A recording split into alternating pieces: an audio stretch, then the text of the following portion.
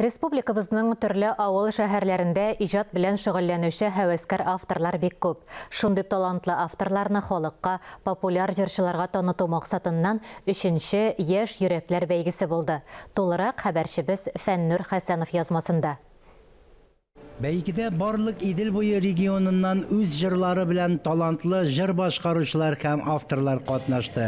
Гариза җибәрүчеләр арасында Россиянең кайбер төбәкләреннән, хәтта чит илләрдән дә вәкилләр үзләренең иҗат җимешләре белән тамашачыларны шатландырдылар. Бәйгедән куркырга кирәкми, чөнки без профессионаллардан һәм танылган авторлардан гаризалар кабул итмибез. Максатыбыз җырга уңай яки тискәре бәя бирү түгел, талантлы кешене интернет, радио, телевидение аша халыкка күрсәтү, диде Җәүдәт Гыйльманов сүз башында.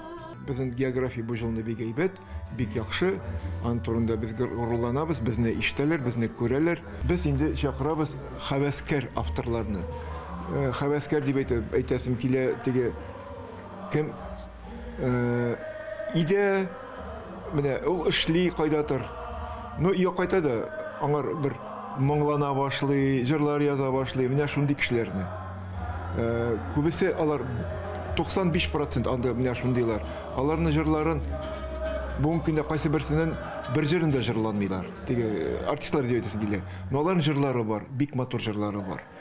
Менә без аларны чакырып, шул җырларны күрсәтәсебез килә. Алар монда килделәр, менә шул җырларын күрсәтәләр. Бездә монда менә шундый кешеләргә булышасыбыз килә. Күбесе бер нот да белми. Күбесе алар менә Алла биргән сәләт белән языла торган җырлар аларның. Аларның җырлары зур сәхнәгә менсен дип тырышабыз. Мондый фестивальне һәр вакыт оештырырга кирәк. Һәр вакыт менә шундый авторларны табырга кирәк дип мин саныйм. Аларга булышырга кирәк. Сәләтле җыр авторларын табу, аларны үзара очраштыру максатыннан Яшь йөрәкләр проекты быел 3нче тапкыр уздырылды. Яшь йөрәкләр конкурс түгел, ә фестиваль. Лауреатларга тавыш яздыру студиясеннән сертификатлар бирелә. Әлеге авторларның җырларыннан торган аудио җыентык та эшләнергә мөмкин. Шулай иткәндә генә әлеге җыр язучыларының иҗат җимешләре тыңлаучысын да табар дигән өмет бар. Народ потихоньку, значит, расшевелился, очень хочет поделиться своим творчеством. Әйтергә кирәк, талантлар әкренләп үзләренең иҗат җимешләрен тартмалардан тартып чыгара башладылар. Халыкка күрсәтәселәре килә, курыкмыйлар, оялмыйлар. Ә бит араларында талантлы гына язылган җырлар бар. Әгәр искә төшерсәк, яшь вакытта һәрберебез шигырьләр, көйләр яза идек. Аларны сакладык. Менә бүген инде тыңлаучыларга ишеттерер вакыт җитте. Араларында бик шәп материаллар бар.